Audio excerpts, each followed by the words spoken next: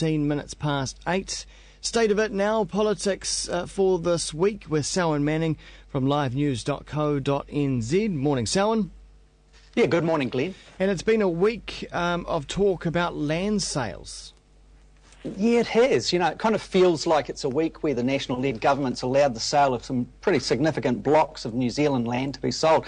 You know, and really, you know, at the end of the day, is it really the poor old John Key's fault? You know, I suppose that's where a lot of the people probably began to think, what is it the government's fault, or what's the story here? Yeah. And I guess looking through this, you know, the Craffer Farms kind of thing, is the sale of the Craffer Farms, that large block of farm holdings, there's a significant amount of farming land, is that potentially dangerous to New Zealand's national interest? And I think, you know, there's been so much kind of conversation on these kind of points over the months that I thought it was a good one just to lead in on and then go out on the Waitangi issues and those types of things. And when discussing this, it's hard to know, you know, like when the opinion polls are out and the text polls for the TV thing, it's hard to know whether people are coming from an economic point of view, a spiritual point of view about the land, or they're being xenophobic about foreigners. You know, it's really hard. It's just, there's so many different dimensions to this.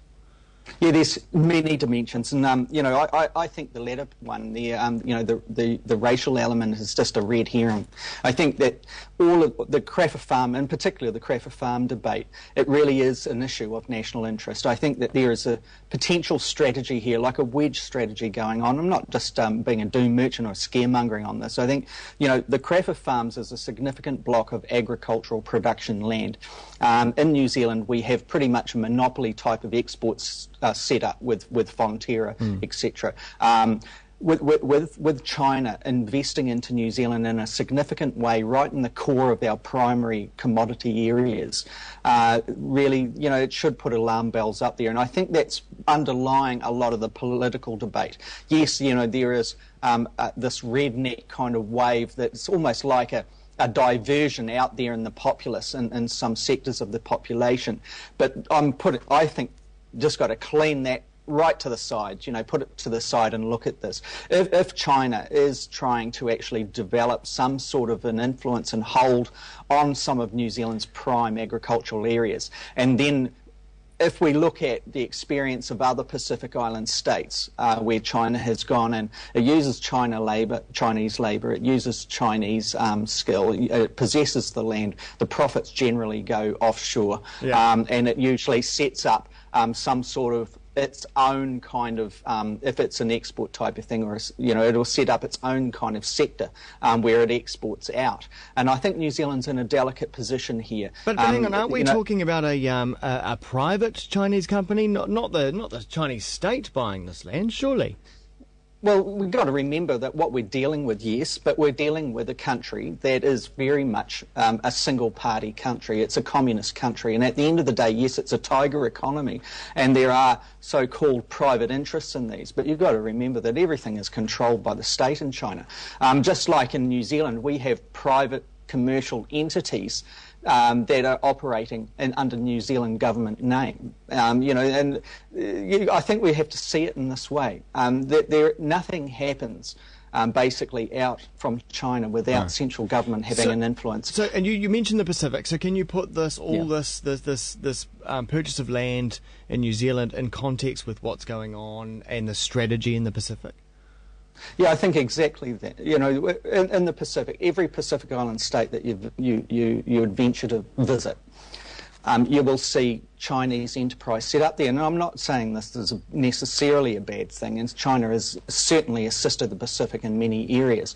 But the biggest complaints that you see from Pacific Islands people that have experienced significant investment from China is that it's almost insular. It's almost like a closed group within the country, that if something goes wrong, it's Chinese labour that fixes it. It's not the local populations, and many of the people of those countries seem to have a view that there has been very little benefit go back to the people or the governments of those Pacific Island states. And I think, you know, their experience on a small scale compared to what is occurring here in New Zealand, by the look of it, is something that we should look at, read, and underscore.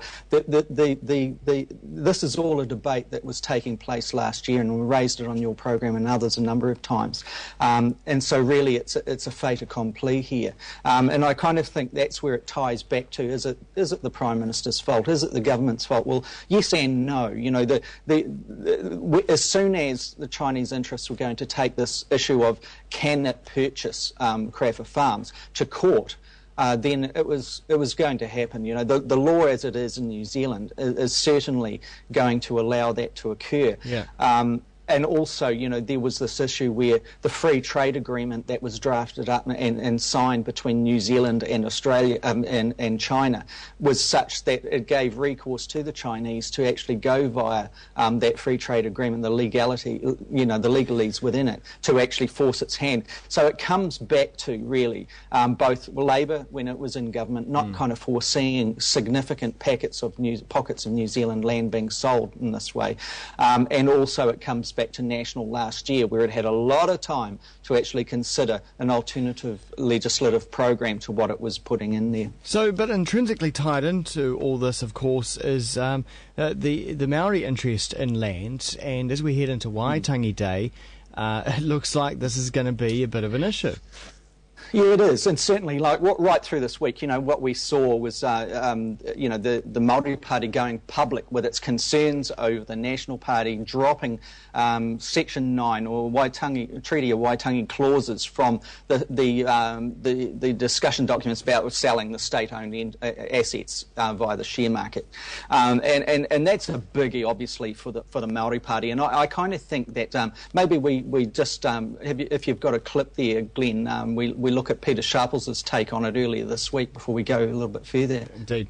Well, we say that it is making our relationship strained, and if the deal breaker is when our tribes and our electorates tell us leave, we just leave. There will be no dispute. So really we're in their hands about what we do. But the reality is we want Section 9 back in, and we're still having talks, and Bill English rang me yesterday and made it very clear that Section 9 has to stay in there. So that's Peter Sharples there talking, Selwyn. Yeah, yes, it is. And what is going on about there clearly is the National Party putting the discussion document out there. It had taken out reference to the Treaty of Waitangi principles, Section 9, out of these discussion documents. The Māori Party, you know, rightfully took this into the public arena. Now, I think the public was led to believe as if, you know, the Māori Party looked at the document and ran off to the public and said, you know, we're not going to tolerate this. We'll walk if this is going to happen. That's exactly what Peter Sharples is talking about there. But really, you know, when you've got two parties that are in a coalition, kind of a coalition agreement here, they're very close, confidence and supply agreements, etc., for mutual gain, well then, you know, you kind of, you don't just read something on a paper and then walk out to journalists in the lobby. You know, there's discussions between the two parties that has gone on. And I think if that's a given, if people accept that argument, well then, you know, you can see that the National Party must have resisted the Māori Party's call for having those sections, the Treaty of Waitangi issues, put back into these discussion documents. It must have looked down the, you know, eyeballed the Māori Party and said no, you know, and only since this issue has become public have we seen, I've got to say, a mixed debate coming out of the national-led government as to whether or not they should go in or whether or not they shouldn't. You can hear Peter Sharples in that clip you just played, kind of alluding to his conversations with Bill English, the finance minister, saying, yeah, it should go back in. But we've got to remember, you know, that the power has shifted away from Bill English and the National Party, that it has moved into the right areas of National. It's not so much anchored in the centre ground, and I think we're seeing the expression of power within the National Party in this instance, and it's treating its you know, partner party, the Māori Party, quite irreverently, many would say. And so even before Parliament starts sitting next week, as we go into Waitangi Day, the coalition looks like it's slightly on the rocks here. Well, yeah, what we can make from this is clearly that it's not all sweet inside this agreement. That, the first major issue that comes up for the Māori Party, that they're feeling aggrieved. They're treated as if they're irrelevant in a sense, and that they're certainly not irrelevant. They know that they're there to support the government on confidence in supply, but most significantly, when legislation's going before the House, when new laws are going before the House, that the National Party feels too uncomfortable to put through in an act kind of, style. It needs the Māori Party's centrist kind of positions to help it get that through, because no other party's going to jump in and help it. So the Māori Party knows this, and it's kind of woken up here. And I think, in some ways, you can see the Prime Minister in his comments in Fairfax reports yesterday, and John Key's kind of saying here that he, in the reports state that he reiterated the current general requirement of Section 9 for the Crown to act within the principles of the Treaty of Waitangi could not be applied to partly privatised power companies. He said it would be difficult to interpret. So you can see John Key is saying that, in a way that he thinks it's difficult to have them in these documents.